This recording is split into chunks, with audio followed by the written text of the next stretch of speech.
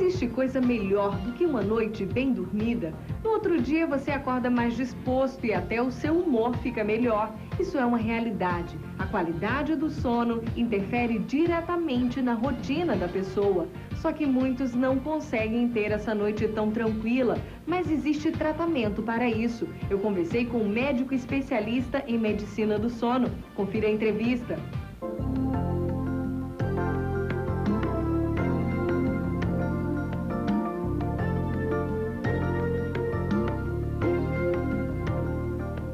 Existem pessoas que dormem tranquilamente a noite inteira, outras que possuem insônia, acordam facilmente. Você sabe o que significa isso? Doutor Sérgio, as pessoas elas têm consciência da importância do sono na vida delas? Infelizmente, nós acreditamos que poucas pessoas têm realmente essa consciência. Eu acredito que exatamente pela dificuldade de ter informação relativa à questão do sono. E, indiscutivelmente, o sono tem um papel fundamental na qualidade de vida das pessoas.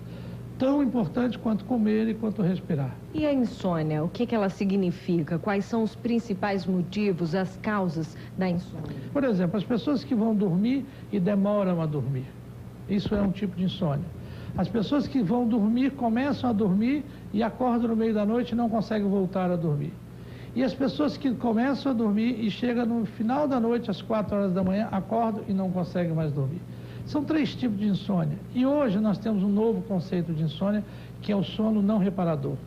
Ou seja, as pessoas que têm 3 vezes em uma semana, por mais de 3 semanas no mês, significa insônia crônica. E quando você acorda e não se sente descansado, isso é um sintoma de insônia. E se ocorrer nessa frequência, será uma insônia crônica. Em relação ao ronco, que atinge muitas pessoas, que no caso é um distúrbio respiratório do sono, o que pode ser feito para combater o ronco? Ele tem que ser tratado no início? O que pode ser feito? Bom, o ronco é o sinal clínico do outro distúrbio do sono mais frequente, que é o distúrbio respiratório do sono, chamado apneia do sono, que é parar de respirar quando se dorme. E como identificar isso? São as pessoas que roncam muito forte, muito alto, e de repente eles fazem pausas. Aí parece que eles vão parar de roncar, mas de repente eles voltam roncando muito mais. Esses indivíduos, isso é preocupante, isso tem que se procurar tratamento. Aquelas pessoas que roncam leve, aquelas pessoas que só roncam quando estão cansadas, isso não é relevante. O ronco isoladamente é um fator de risco para doenças cardiovasculares como a pressão alta e o infarto do miocárdio. Por quê? Porque o ronco, você pode ter colesterol baixo, normal, não ser gordo, fazer atividade física. Se você roncar isoladamente, você pode desenvolver pressão alta só pelo fator do ronco. É possível repor um sono perdido? Sim, desde que você o reponha no prazo máximo de uma semana. Existe uma quantidade ideal de horas para dormir durante um dia? Se nós pegarmos a população como um todo, então nós temos a média sugerida são 7 horas, que é a necessidade que as pessoas têm. Hoje a média seria 7 horas. Mas tem pessoas que dormem 5 horas e se sentem muito bem, que são pessoas que nós chamamos de pequenos dormidores. Se eles não tiverem nenhum problema, uma insônia, por exemplo, e se eles se sentem bem com 5 horas, é a qualidade deles de sono. Mas tem pessoas que precisam de 9, 10 horas.